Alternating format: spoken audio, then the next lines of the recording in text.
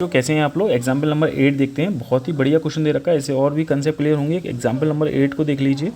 Example number 8 कह रहा है पहला पार्ट कि अगर फोकल लेंथ जो है किसी ग्लास लेंस की 0.5 मीटर है तो बताइए उसकी पावर क्या होगी, पावर ऑफ द लेंस क्या होगी। देखिए पावर ऑफ लेंस जो होती है वो होती है 1 फोकल लेंथ। तो यहाँ पर 1 फोकल लेंथ कितनी है 0.5। अगर ये पॉइंट हटाएंगे तो 0 लगा देंगे, 5 दूनी 10 हो गया। तो पावर जो होगी वो डायोप्टर होगी। ध्यान रखना, कभी भी याद रखो, अगर फोकल लेंथ मीटर में होती है तो पावर जो है डायोप्टर में होगी, लेकिन अगर फोकल लेंथ सेंटीमीटर में होगी तो याद रखना इसके लिए पावर का फॉर्मूला होता है 1/f।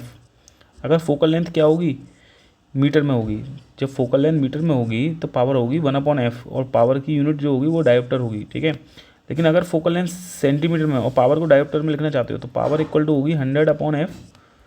यहाँ पर जो फोकल लेंथ होगी वो सेंटीमीटर में ली जाएगी और यूनिट लिखेंगे डायोप्टर। ये आपको याद रखना है, ठीक है। यहाँ भी पावर की यूनिट डायोप्टर में होगी, लेकिन फॉर्मूला उसके लिए ये होगा, ठीक है। हाँ ठीक, याद रखना है, ठीक है। चलिए इसके बाद सेकंड पार्ट बात करते हैं हम। सेकेंडली बोलता है क्वेश्चन में कि बताइए रेडियस ऑफ कर्वेचर क्या होगी double convex lens. The radius of curvature given है ऑफ डबल कॉन्वेक्स लेंस दे रखा है। इसकी जो रेडियस ऑफ कर्वेचर है, पहली जो रेडियस ऑफ कर्वेचर है उसे R1 लेते हैं, जो कि कितनी होंगे प्लस के 10 सेंटीमीटर। और जो दूसरा रेडियस ऑफ कर्वेचर है वो लेंगे हम 15 सेंटीमीटर, क्वेश्चन में दे रखा है, लेकिन क्या लेंगे माइनस लेंगे। ये माइनस लेंगे क्योंकि इससे इधर जाएंगे तो माइनस लेते हैं, उधर जाएंगे तो प्लस लेंगे, क्योंकि इसका स्फीयर इधर कंप्लीट होता है।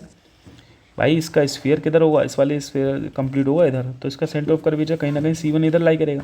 और ऑप्टिकल सेंटर से C1 की जो दूरी होगी वो रेडियस ऑफ कर्वेचर होगी R1, जो कि कैसी होगी पॉजिटिव। और जब इसका स्फीयर इधर कंप्लीट होगा कहीं ना कहीं जाके, इसका C2 यहाँ पे लाई करेगा, तो उसके लिए रेडियस ऑफ कर्वेचर R2 ये होगी। तो वो R2 इधर लोगे, ऑब्वियसली इधर जाओगे तो ये नेगेटिव होगे, तो इसलिए नेगेटिव ले लिया माइनस के 15 सेंटीमीटर, ठीक है। ये आई होप समझ में आया हो, ठीक। तो R1 R2 आपको पता चल गया। और क्वेश्चन में बोला है कि ये जो कॉन्वेक्स लेंस है, इसकी जो फोकल लेंथ है, कॉन्वेक्स लेंस की जो फोकल लेंथ है वो तो पॉजिटिव ही होती है। कितनी होती है प्लस की दे रखी है क्वेश्चन में, कितनी है 12 सेंटीमीटर। तो भैया ये 12 सेंटीमीटर फोकल लेंथ दे रखी है। पूछा है रिफ्रैक्टिव इंडेक्स बताइए। फॉर्मूला लगेगा, लेंस मेकर फॉर्मूला लगेगा इसमें। यहाँ पर फॉर्मूला लगेगा 1/f इक्वल टू होता है, ध्यान रखना, μ2 माइनस μ1 अपॉन की μ1। याद रखो ये वाला फॉर्मूला स्टैंडर्ड है, इंटू 1/r1 माइनस 1/r2, ठीक है। ये फॉर्मूला आप ये भी याद रखते हो 1/f इक्वल टू μ माइनस के 1/r1 माइनस 1/r2, ठीक है। वो फार्मूला यही होता है बच्चों, यही होता है। एक्चुअली क्या है कि इसी फार्मूले को जो ये लिखा है, ये वाला फार्मूला जो लिखता है हम, ये आता विद रिस्पेक्ट टू एयर है। क्योंकि जो आपका लेंस था ना, देखो जो आपका लेंस था, कॉन्वेक्स जो लेंस था, ठीक है, इसका रिफ्रैक्टिव इंडेक्स था μ2, जो कितना था वो निकालना था आपको, है ना, ठीक। और सराउंडिंग में जो μ1 है वो है एयर 1। बात समझो, ये μ2 को मैंने म्यू मान लिया है, कोई परेशानी तो होगी नहीं। μ2 को म्यू मान लेंगे तो कोई दिक्कत तो होगी नहीं। ये फार्मूला ड्राइव कर रहा हूँ, ये ऊपर वाला। तो ये बताओ 1/f equal to mu, medium 1 कितना है, μ2 को मैंने म्यू लिख दिया, μ1 को 1 लिख दिया, अपॉन μ1 को 1 लिख दिया। तो बच्चों देखो 1/r1 माइनस 1/r2, ये वही फार्मूला आ गया, नहीं आ गया।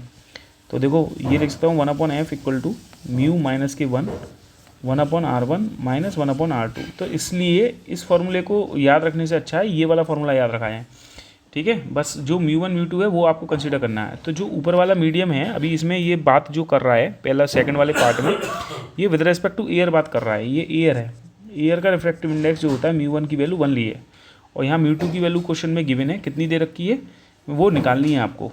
वो क्या करनी है, फाइंड आउट करनी है। यहाँ पे μ2 की वैल्यू फाइंड आउट करनी है इस वाले केस में।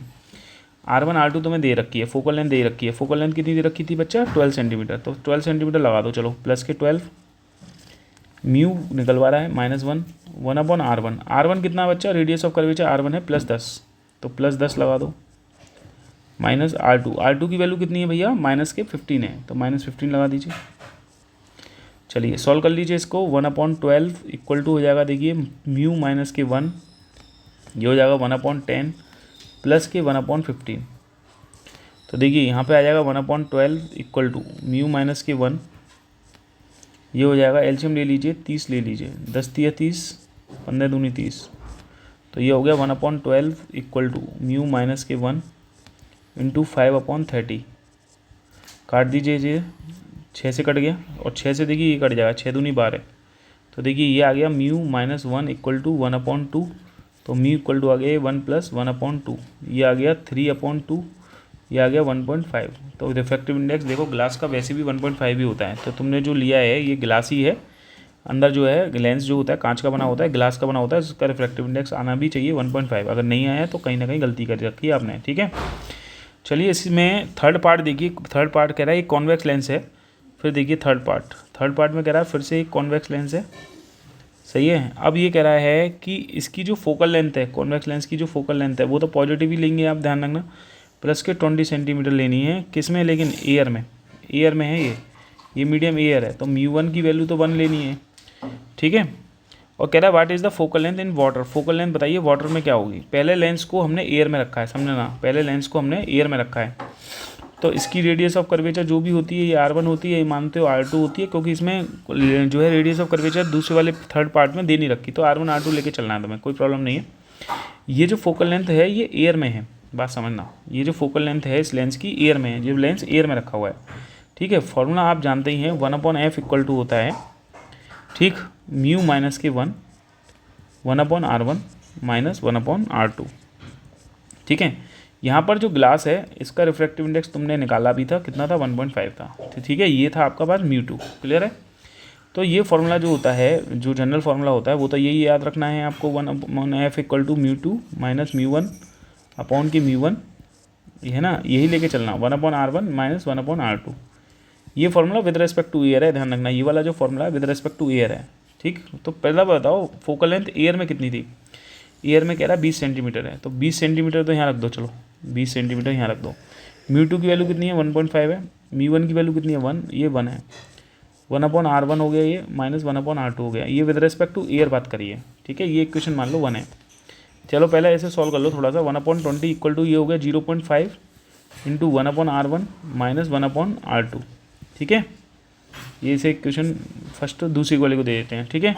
तो ये 1/20 इंटू 0.5 इक्वल टू हो जाएगा, देखो 1/R1 माइनस के 1/R2, ठीक है। पॉइंट हटा के ऊपर लगा लो 0, 5 दूनी 10, 2 10 बार कट गया, तो ये 1/R1 माइनस के 1/R2 इक्वल टू आ गया 1/10, ये इक्वेशन मान लो फर्स्ट है, ठीक है।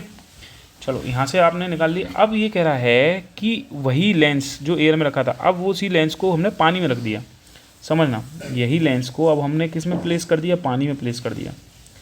तो पानी का जो रिफ्रैक्टिव इंडेक्स होता है, जिसे आप μ1 लेओगे, क्योंकि एयर को μ1 लेते थे, तो यहाँ पे कितना है 1.33 लेंगे। और जो ग्लास है वो तो कोई दिक्कत ही नहीं है, जो ग्लास का रिफ्रैक्टिव इंडेक्स है जिसको हम μ2 लेते थे वो 1.5 है, कोई प्रॉब्लम ही नहीं है, सही है। तो अब आप मुझे बताइए इस केस में फोकल लेंथ क्या होगी इस गिलास की, इसकी फोकल लेंथ कितनी होगी पानी में, तो वो पूछ रहा है। तो 1/f W इक्वल टू लिखोगे, फॉर्मूला तो वही होता है μ2 minus μ1 upon μ1, 1/R1 minus 1/R2, यही होता है। चलो 1 फोकल लेंथ इन वाटर में हमें निकालनी है बच्चा। μ2 की वैल्यू कितनी दे रखी है क्वेश्चन में, 1.5 दे रखी है, माइनस μ1 की वैल्यू बच्चा कितनी दे रखी है, μ1 की वैल्यू दे रखी है 1.33 अपॉन μ1 की वैल्यू कितनी दे रखी है 1.33, सही है, इंटू 1/R1 माइनस 1/R2 की वैल्यू देखो यहाँ से लिख दो 1/10 है, कितनी है 1/10, तो 1/10 यहाँ लिख दो, चलो ठीक है। तो देखो फोकल लेंथ आ जाएगी पानी में कितनी आएगी, देखो 1.5 में से 1.33 सब्ट्रैक्ट कर दो, कितना हो गया 7, 4 5 पे 4 गया 1, ये आ गया 0.17, कितना आ गया 0.17 अपॉन 1.33 इंटू 1/10 आ गया, सही है। तो बच्चा ये कट जाएगा, ये हो गया 17 upon 1330 1 focal length in water, उल्टा करके लिख दो, focal length in water equal to हो जाएगी 1330 अपॉन 70। जब इसको आप डिवाइड करोगे तो लगभग ये आ जाएगी 78.2 सेंटीमीटर आएगी प्लस के, ये फोकल लेंथ आई है किसकी, पानी में, सही है। यही आपसे क्वेश्चन में पूछ भी रहा था, ठीक है। आई होप समझ में आया हुआ, ठीक है, ठीक है, थैंक यू। क्योंकि देखिए यहाँ पर फोकल लेंथ पॉजिटिव आई है, देखो यहाँ पर भी इसकी नेचर कन्वर्जिंग हुई होगी, क्यों, क्योंकि इसका जो सराउंडिंग रिफ्रैक्टिव इंडेक्स है पानी के रेस्पेक्ट, ग्लास का जो ये ग्लास रखा है, ये जो लेंस रखा है ये पानी के रेस्पेक्ट में रखा है, और जो इसके सराउंडिंग जो मीडियम है, वो जो मीडियम है, अब पानी रखा है ग्लास के सराउंडिंग में, पानी रखा है, लेकिन पानी का रिफ्रैक्टिव इंडेक्स हमेशा ग्लास के रिफ्रैक्टिव इंडेक्स से कम होता है, तो इसकी नेचर अभी भी कन्वर्जिंग है, कन्वर्जिंग होगी तो फोकल लेंथ पॉजिटिव आएगी। यहाँ पे अगर मैं 1.33 की जगह 1.7 रख देता हूँ, 1.7 मतलब इसके रिफ्रैक्ट, तो यही कॉन्वेक्स लेंस की नेचर कैसी हो जाती है, डाइवर्जिंग हो जाती है, ठीक है, ये ध्यान रखना। और अगर मैं इसके सराउंडिंग में मीडियम वही रख देता जो ग्लास का है 1.5 और 1.5, तो ये ट्रांसपेरेंट ग्लास शीट बन जाती जिसकी फोकल लेंथ इन्फिनिटी होती है। ये ध्यान रखना, ठीक है। Thank you.